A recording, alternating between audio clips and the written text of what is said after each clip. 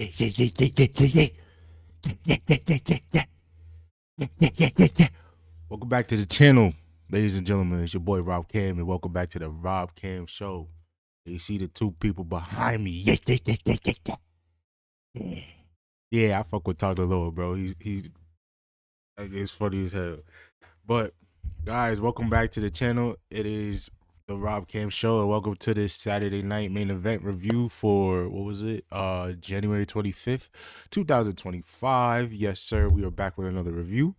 Um Saturday night main event was a very good show to me. We had to me all across the board was great matches. And I really did enjoy what everybody put on tonight, even the first match of the night, which was Rhea versus Nia Jax. Rhea versus Nia Jax. So with that being said, let's get straight into the review. So we had the Rhea Ripley versus Nia Jax. That was for the world title, women's world championship. I would say, well, hold on a sec. I had to play a little music for you. Hopefully I can hear this. Hold on, my bad. Hopefully I can hear me still.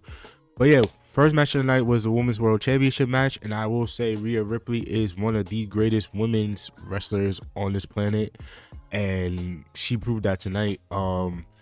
Even though I don't, let me see some. I want to say something real quick. Nia Jax, like I said, has improved in previous videos. I have complimented Nia Jax of her improvement in the ring as a character, but I feel like the one person that could always put on a banger with her, besides Naomi, is really two people that could put on a banger with her. It's Naomi and Rhea. And tonight, Rhea Ripley just proved that she's just one of the greatest wrestlers of her generation. Putting on a banger with Nia Jax, man. A lot of people probably say, "Oh, you kind of dragging it. It wasn't that good of a match." It was a good match to me. The stuff they pulled out, especially from Rhea on Nia, who's a bigger woman. Come on, man. So I got my shout out to Bleacher Report again. So I got a little bit of notes here. The first match on the card saw Rhea take on Nia Jax for the Women's World Championship.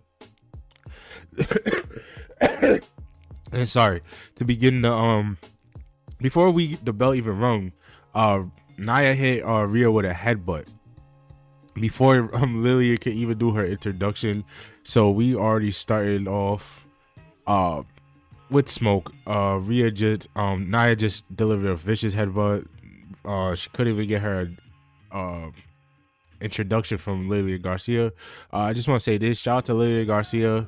I respect her a lot, but I do miss Samantha Irving. Shout out to Samantha. I hope you do what you passionate about now as you start your new journey. I just want to say that and give her flowers, because Samantha Irving was really she was really great. And I'm not saying Lily is bad. I feel like her time of WWE era has passed, and I see her trying to do little things to spice up her ring introductions, but nobody's competing with Samantha with the little flair and little way she introduces the wrestlers to the ring. It can't be duplicated. I'm gonna be honest, and I do miss that part of the show. Missing Samantha Irving. All right. Anyway, challenger delivered a headbutt during the official introductions to get an early advantage, but Rhea fired back with a drop kick as soon as the bell rang. Nia hit Rhea with a Samoan drop from the middle rope for a 2 count right before the show cut the break. I will say, Rhea, the stuff she did in this match, like strength wise, was just incredible to watch. As we go, I'm gonna tell you more of what she did, but from the cold red she delivered, which, come on, she did a cold red to Nia Jax, bro. Come on, bro. I was flawless at that. That shit was smooth as hell. There was no botch to it. It was like I said, she's one of the greatest women's wrestlers of her generation on the planet right now. I don't care what nobody says. They waste no time. They were wasting no time pulling out the big moves in an effort to win. With two powerhouses like this, it was no surprise that this was hard hitting and physical affair. Both competitors even used some moves we didn't see very often. Nia Jax closed. Nia Jax came close ahead for the ties, but the Eradicator kept finding ways to kick out. So I will say Nia Jax hit a leg drop from the second rope to Rhea. She kicked out. I think she also hit an Annihilator onto the back of Rhea's spine. Rhea grabbed her leg because she was gonna go for another one. Rhea grabbed her leg. It was like, got up, delivered an electric chair, I believe, to her. Oh man, electric chair to Nia Jax, who was a very heavy woman, I would assume. Sorry, Nia, I don't mean to disrespect you like that, but yo, she delivered that electric chair. I believe. Let me see here. In the end, the champion retained with a riptide to close a fun encounter, but both women came away looking great. Yes, like I said, that was a great match, and I will say it again. Rhea Ripley is one of the best women's wrestlers of on this planet right now. So the riptide got Rhea the victory, which she also pulled off flawless. Yo, Rhea is very strong for even before the electric chair. Rhea did deliver a power bomb to Nia, and just like Bailey would do from the corner. But yes, there was a lot of great spots in this match, and Rhea did come out on top. Mommy's always on top. You feel me? You feel me? Hey, nigga, let me not say that word. People think I'm crazy, but to me, Rhea Ripley, respectfully, is fire. Respectfully, she's a beautiful woman. I don't care what anybody says. You could look at me crazy, and I'm very picky, but we're not here to talk about me.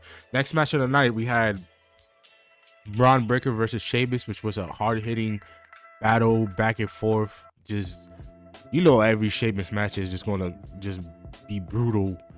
The IC title match was on the line when Braun Breaker defended the belt against Sheamus in the second match of the night.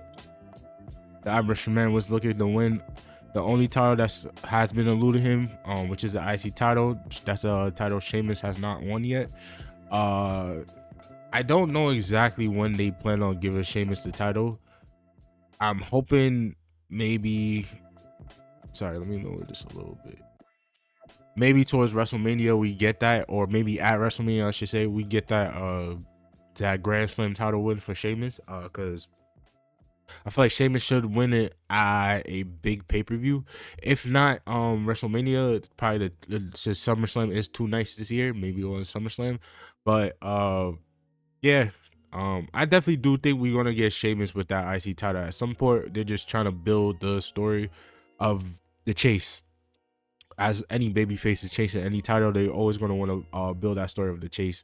So the Irishman was looking to win the only title that has eluded him in his WWE career, while the son of Rick Snyder was hoping to prove it was still what? Sorry, WWE. Let me say that again. The Irishman was looking to win the only title that has eluded him in his career. His WWE career, while the son of Rick Steiner was hoping to prove it was still his time in the spotlight. Yeah, I know, I can't read. Sorry. Anyway, the champ had the upper hand at first, but being thrown into the timekeeper area, which Sheamus picked him up and just launched him into a chair in the timekeeper area, that did look painful. And the ties did. Sheamus did take control of the match at that point. We returned from break to see Sheamus back on the fence and taking a gut buster, which he did sell the ribs at most of the match, and that stopped him towards the end, and we're gonna get to that. He was selling the ribs a lot in this one, and that kind of stopped him from basically delivering a bro kick at the end of the match, because he grabbed the ribs in pain. They're selling Sheamus ribs injury a lot, and because every match I've seen, Sheamus is always favoring his ribs, but yeah, the Celtic Roar nailed him with a huge knee to the face once he was back to his feet. Breaker lined him up for a spin, but ran into a bro kick. I thought it was over there, just off of momentum, but I really didn't think it was over. It's just big move. He was definitely kick out. He had to pull this foot. He had to pull his foot. Oh yes, Bar Breaker did get his foot to the ropes, so that I knew that spot was coming just off of how close he was to the ropes. But just great ring awareness by Broad Breaker as they try to show that the rookie is starting to improve his ring awareness and being able to how do I say it? Be able to be more aware of his surroundings in the square circle. So yes, Braun did put his foot on the rope to for a count of 2. And we had who's this? The body on the commentary, who's I don't know. Sometimes he's an OG. I don't know him because he's beyond my generation of wrestling. I'm just knowing about him from these Saturday nights main events. But he was on commentary like, oh, the referee should have, that was a 3. He counted late or whatever he was saying. I'm just like, but I understand he's a heel commentator, but it's just like, bro, you saw the dude count 2 and literally at 2 got his foot on the ropes. But anyway, he's just being a heel commentator, so I can't really be mad at that. Just doing his job on the mic. And it's refreshing to have him on shows. Again, I'm not really too familiar with him because again, that's not I didn't watch wrestling at that point in time. Or was born yet, I should say. More than anything, I wasn't born yet. Born in 97, so I don't know at what point did he stop doing commentary. But anyway, back to the match. Kicked out. Once he regained his footing, Breaker nailed the spear for the pin and the win. This bout was just as good as the previous encounter. Sheamus is a reliable veteran and Breaker is a star on the rise. They work together well, make this feel slightly unpredictable, which is always a good thing in the ring. So we got Braun Breaker defeated Sheamus once again. Great match, like I said. Sheamus is always going to put on a banger. Braun Breaker is really what they said in this article, a up and coming star in the making. Can't wait to see how his future shapes in. Basically, mixture of Goldberg and his uncle and his father, if I had to describe Breaker. But you take some from all 3 of those men and use some of your creativity, and then you get your own personality, which he's doing, trying to carve his own career, his own path in his WWE career, which is starting to look very good. And it's off to a great start, by the way. Second match, I just rewatched this match because when I was watching it, Peacock had a little bit of connection trouble on my side. I don't know if that was my Wi-Fi or just if anybody else had connection like internet problems, let me know in the comments below. But I definitely did at some points of this live, during the Jacob Fatu and Braun Strowman match, and also during the world title match. But our next match was nope.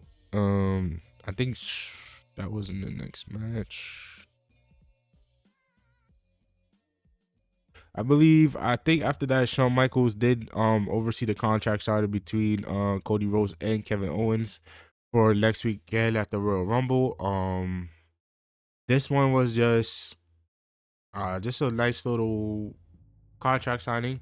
Very different, not different, but your typical contract signing, but a little bit of emotion, more emotional of a contract signing. KO still blaming Cody for everything that's going on, being a bad friend to KO and betraying his friendship. Calling Cody a quitter when he left because which Cody leaving was the best thing for him. I will always say that. Back in the day, when I was watching Cody Rhodes, even at Stardust, I was pissed off that he was Stardust because undashing Cody Rhodes, dashing Cody Rhodes was like 2 of my favorite characters that he had, and I felt like he was definitely a future star at WWE. Is just the person that was in charge and see what everybody else saw in Cody. But sometimes you gotta leave and come back to.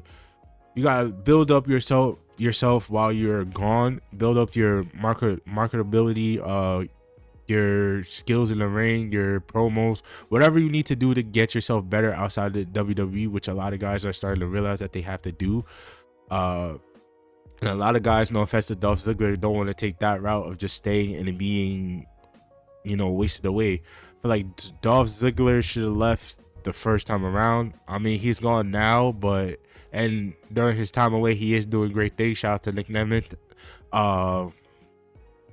He is doing his thing right now, but I feel like he's one of those guys that should have stepped away, did a Cody thing, and just left WWE to find his own way outside of the WWE, and hopefully eventually came back during his time away, just like Cody, just like Drew, just like anybody else that left and came back eventually. But a lot of that situations, I feel like it's good for a lot of performers, a lot of wrestlers. Sometimes you gotta know that WWE isn't the only way to get yourself a fan, like more notoriety in the wrestling world. And it's great for some people to have more creative control over their characters and whatnot. But anyway, back to the contract signing. Kevin Owens did state that you did quit, and then Cody was like, sign the contract, just sign the contract, stop talking, I'm tired of you talking about the same old shit from the past, the same old things from the past, stop bringing up the past and just sign the contract, basically. And then Shawn Michaels said, Kevin, you just sound jealous. And then Kevin Owens and Shawn Michaels got this little back and forth going. Kevin Owens repeated, say, what do you say? You talking?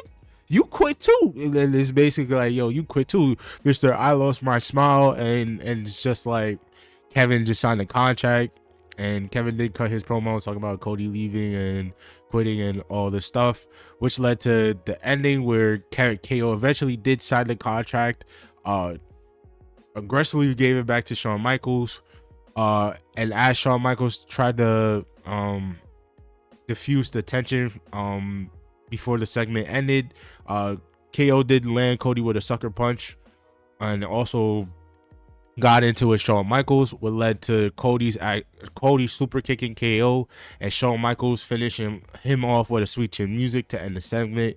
Pretty cool to see Shawn Michaels in his hometown get a little bit of shine. One last sweet chin music, maybe not the last, but one more sweet chin music, as Shawn Michaels a little older, but it's nice to see that he was able to get a little bit of action in the ring. Do not come out of retirement again. Just stay retired. Shout out to Shawn Michaels though. And then the next match we got after that segment was Jacob Fatu versus Braun Strowman. That was a big man battle. That was a good one. And it did end in Fatu getting disqualified, but let's talk about a little bit of details. Jacob Fatu Braun Strowman made his entrance, of course, but there's no but. Braun Strowman made his entrance. Jacob Fatu cut a promo before coming out to the ring, which is incredible. He is America's most wanted. He is the Samoan Werewolf. He is the one. I feel like Jacob Fatu now, his stock is rising, is shooting. He is what he is advertised as. Michael Cole on commentary did mention his past about being locked up a couple times at 18. At first I was like, damn, why are we bringing up like his past? But knowing Jacob Fatu and seeing his interviews, he's a real dude. I feel like he doesn't mind bringing up his past, because it just adds to his character in real life and also his character in the wrestling world. But it's the truth.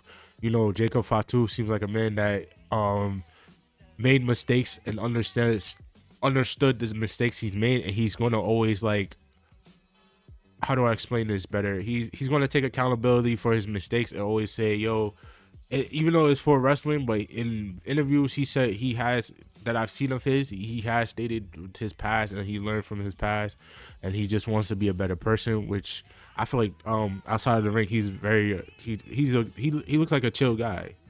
He looks like a chill guy, respectable man. I don't know him personally. Hopefully one day we get to meet and have a little interview or something. When I go into the wrestling media world. But yeah, they brought up his past, his criminal past, just to add to his character. Calling him just a savage, a monster himself. I don't want to say criminal. Uh, just a man that's just is a violent, uncontrollable man, basically trying to book him as that, which his character is. Details of the match. Strowman did take control early as they did a. I just watched it as a recap. Collar elbow tie up. Strowman shows his strength to Fatu. Fatu looked up at him like damn, you pretty strong, big boy. Early on, Strowman did have control of the match, but Strowman did hit Fatu with an elbow, which led to Fatu being sent to the outside. Strowman tries to bring Fatu back into the ring, and he hits him. I forgot what this move is called.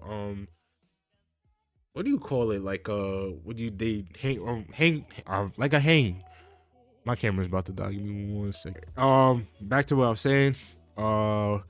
He did hang him on the ropes. And Fatu did take control after that, allowing sending Braun Strowman to the outside of the ring, and then hitting him with a suicide dive. Then we cut to commercial break. I'm not reading the notes. I literally just watched this shit, so I'm kind of remembering little bits and pieces I just watched. So Fatu, I believe when we came back for the break,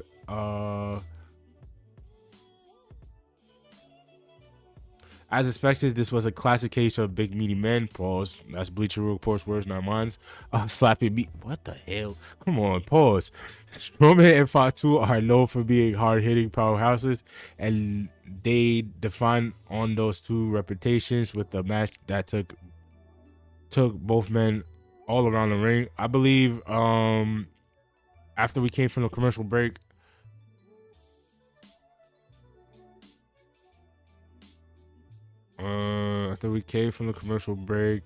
we did get a little bit of outside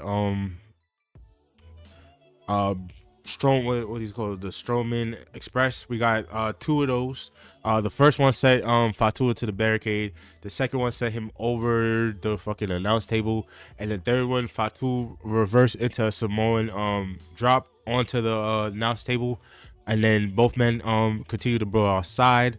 Fatu did push Strowman into the ring stairs, and then brought him back to the ring and hit him with multiple hip attacks, which eventually led to Strowman bleeding, and also beforehand led to Fatu. Well, referee trying to stop Fatu because he kind of did go a little crazy with the hip attacks. It was just multiple hip attacks.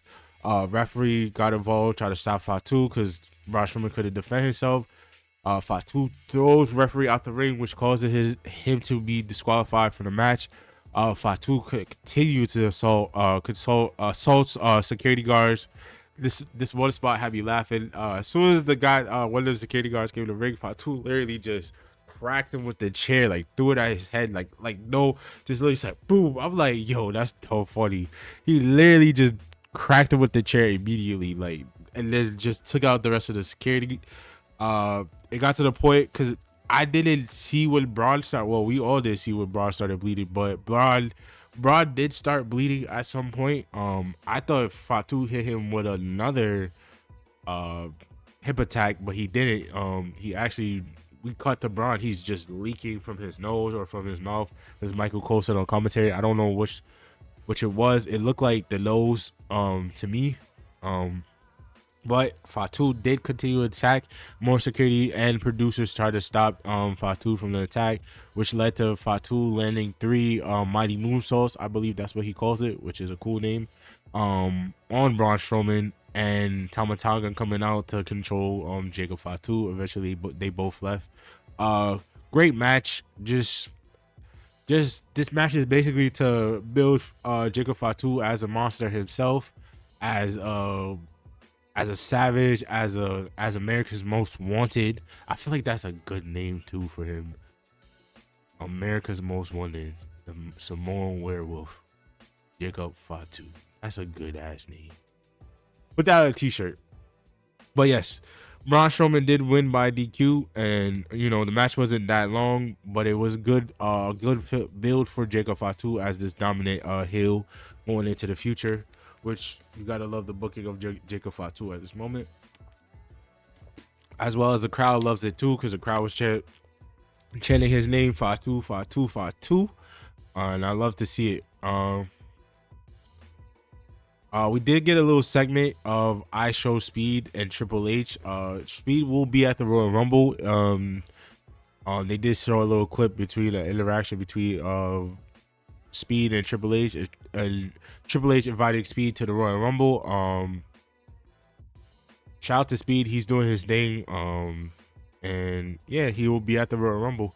Well, our final match was Jey Uso versus Gunther, which was a good match, a great match. Jey Uso always hyping up the crowd. I ain't gonna lie, I looked at the crowd. The San Antonio crowd was kind of flat for Jey Uso in a way. They were cheering, but they weren't, doing the. Some of them were, but most of them were looking like they were doing the yeet, which is something that I feel like, I don't know, American crowds, bro, they just don't, sometimes some of y'all just don't have that energy, and it's disappointing. It's disappointing because I see every pay-per-view that has been overseas, bro, the crowds has been loud, erupting, in putting in chants, enjoying the entrances, singing the entrances. Y'all just some American crowds are very just flat. Like the crowd wasn't like excited. They didn't seem that excited. But hey, anyway, so we got Jey Uso versus Gunther for the World Heavyweight title. This one was a good match. Back and forth, heavy hitting, big spots. Jay tried to test himself by going chop for chop with the ring general. It almost looked like he might win until Gunther whipped him into the corner hard as possible. The World Heavyweight Champion began to assert his dominance as the show cut to the break. Jay started making his comeback when they returned, but he was still showing signs of being the beat down he had taken. He did a great job selling the brutal office of Gunther. The crowd was on his feet looking. All right, this thing doesn't have the full match details, so I'm gonna tell you the full match details. So it was a back and forth match, as you expected any Gunther match. I think very heavy hitting from both. Chops were thrown, punches were thrown, big moves. I believe Jey Uso did Gunther did take control. There was one point in the match where Jay was going for maybe a splash in the corner, and Gunther hit him with I like calling it I don't know who said it. I think it was Pat or somebody. The Tyrannosaurus Rex drop kick, but the double missile drop kick that he does. I like calling it the whatever they call it, the Tyrannosaurus drop kick, because he does look like a fucking, like, his big ass doing that type of drop kick does look like a dinosaur doing that shit. But he hits him with that drop kicks and then hits him with a power bomb. And then Jey Uso hits him with the power bomb for a 2 count. Jey Uso kicks out. Gunther thought it was over at that point, which it was not. Then Jey Uso hits Gunther with a super kick, also gets a 2 count. And then later in the match, we have the big spot where I believe Jey Uso, what did he do first? I'm trying to remember.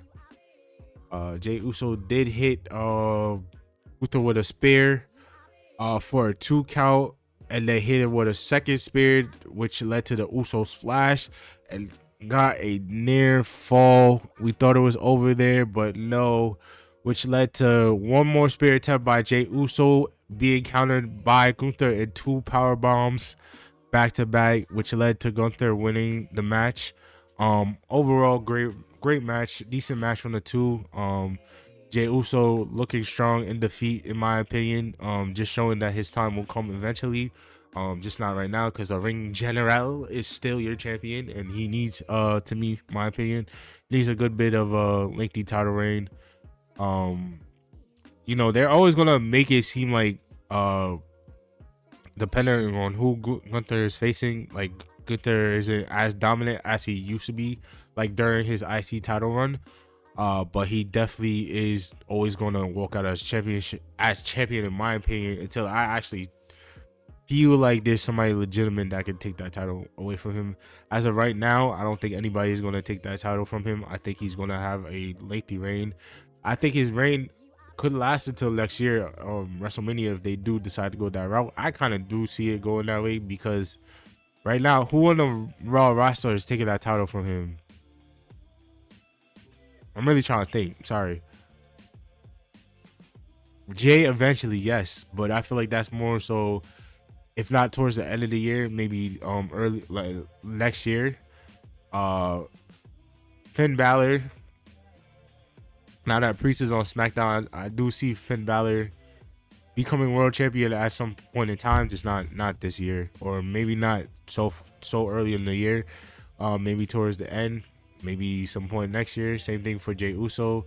Trying to think who else is on the. Oh, we got Seth and CM Punk. Seth and CM Punk and Drew.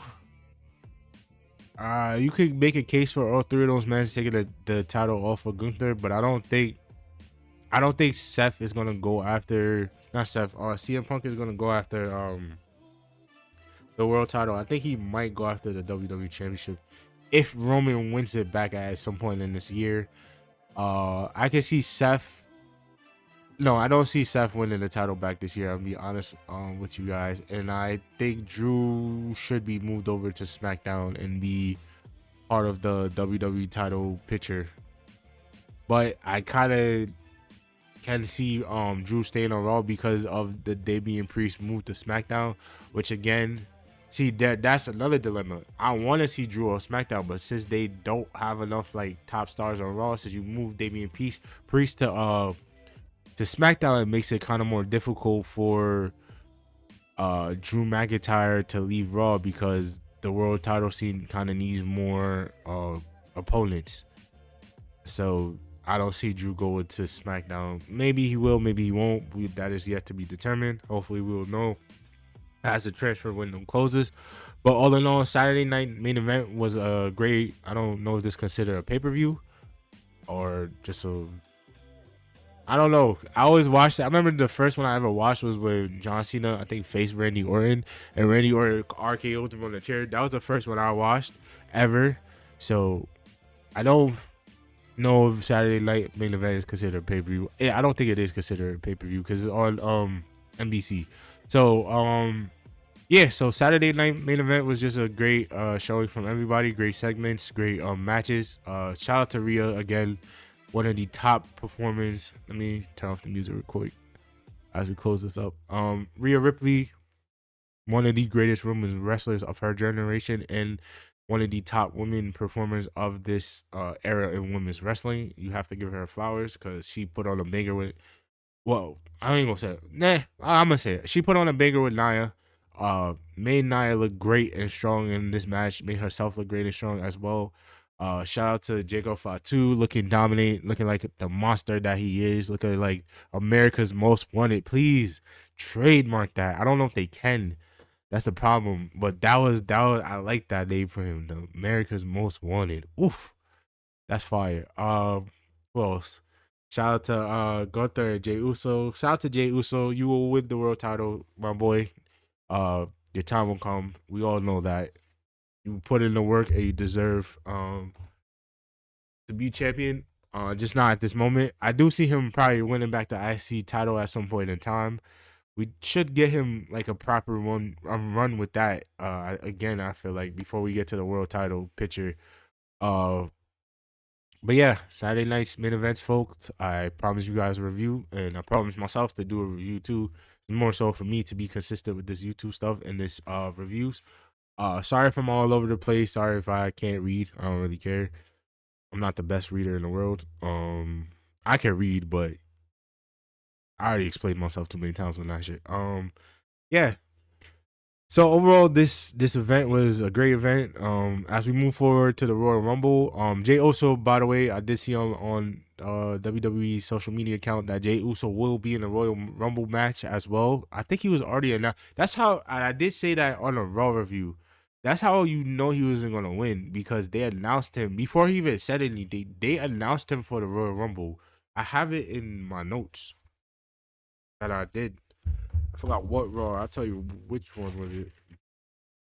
I wrote down the names of people that they said for the Royal Rumble. Oh, here we go. So, the Raw review I did for my birthday, January 13th. Yeah, I wrote down John Cena, Roman Reigns, CM Punk, Jey Uso, Seth Rollins, Drew McIntyre, LA Knight. So that right there should have told you off rip that he wasn't gonna be Gunther if he was announced for the Royal Rumble. They kind of messed up on that one. But anyway, guys, thank you so much for watching. I appreciate all the love and support. More video, more wrestling content on the way. Always, always, always remember to keep doing your thing, and also make it make sense. I see y'all in the next one. Peace.